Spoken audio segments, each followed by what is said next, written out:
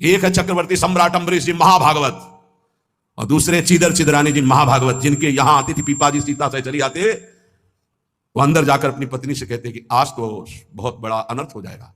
उनका क्यों भगवान? बोले बहुत बड़े संत अतिथि आए और आज हमारे पास कुछ नहीं है।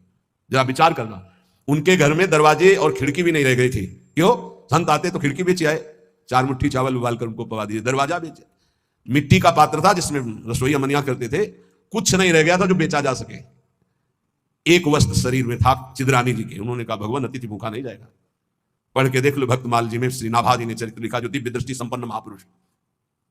कहा कैसे? बोले वस्त्र है ना कुछ तो बिकी जाएगा, तो अतिथि को कुछ ना कुछ 4 मुट्ठी चना ही मिल जाएगा, अतिथि तो भूखा नहीं जाएगा, संत तो भूखे नहीं जाएंगे। और महाभागवत जिनके दर्शन करने द्वारिकाधीश के दिव्य दर्शन करके सीता सेचरी और पीपा जी आ रहे हैं, उनके दर्शन करने। स्थिति क्या है? खाने पीने की तो बात जाने दो, पहनने के लिए भी सीधे वस्त्र नहीं, एक ही वस्त्र था चिदरानी जी के, उतार के दे दिया।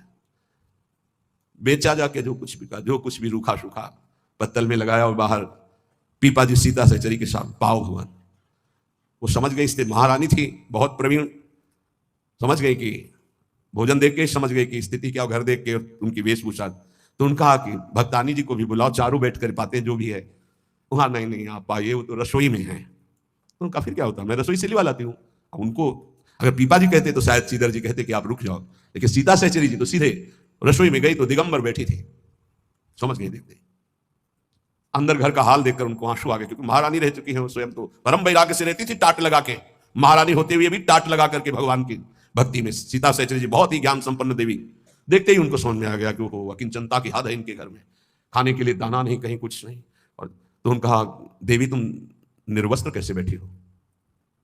तब उन्होंने कहा हमने सुना था आप द्वारिकाधीश के दर्शन करके आ रही, तो जब मिलेंगी तो रूप माधुरी का वर्णन करेंगी प्रभु की। क्या इस नासवान शरीर की चर्चा चला दी? जब पैदा हुआ था तो आभूषण और वस्त्र पहन के थोड़ी हुआ था, दिगंबरे हुआ था, और जब जाएगा तो जला दिया जाएगा। बीच में अगर दिगंबर है तो क्या फर्क पड़ता है? बाहर आई और पीपा जी से कहा इनकी निष्ठा के आगे हम लोग कुछ नहीं है। उनको था कि राज सुखों का त्याग करके कष्टपूर्वक भगवान का भजन करते हैं, ये अद्वितीय रहनी है। पर उन्होंने कहा जो चीदर चिदरानी जी की रहनी उसके सामने हम कुछ नहीं है। पूरी स्थिति बताई तो पीपा जी कांप गए। ऐसी स्थिति देखो, महारंकत्वे अम्बरीश जी चक्रवर्ती सम्राट परम विभवे, ये भक्तों में दोनों स्थितियां पाई जाती हैं। इन स्थितियों से भक्ति का कोई संबंध नहीं, ये पूर्ण पुण्य का संयोग बनता है तो महान वैभव संपन्न है। एक अकिंचन भाव से रह रहा है, नहीं है उसके पास, तो भक्ति से तुलना नहीं की जा सकती। इसकी भक्ति कमजोर है, इसके पास वैभव नहीं, उसकी भक्ति बहुत जोर है क्योंकि उसके पास वैभव नहीं। महारंकत्वे वा परम विभवे, भक्ति से इसकी तुलना ना की जाए कि उनकी भक्ति जोर की है, खूब सुख संपन्न है, और उनकी भक्ति रंग नहीं ला रही। देखो खाने पीने की भी व्यवस्था नहीं, भक्ति का रंग अलग होता है।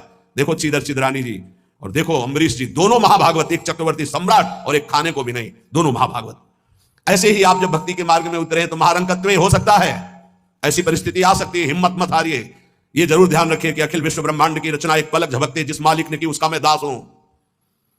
इसी ठसक में नरसिंह मेहता जी का भात द्वारिकाधीश ने स्वयं भरा, और सब जानते हैं सोने चांदी की वर्षा करवा दी। उनके लिए कोई दुर्लभ बात है क्या?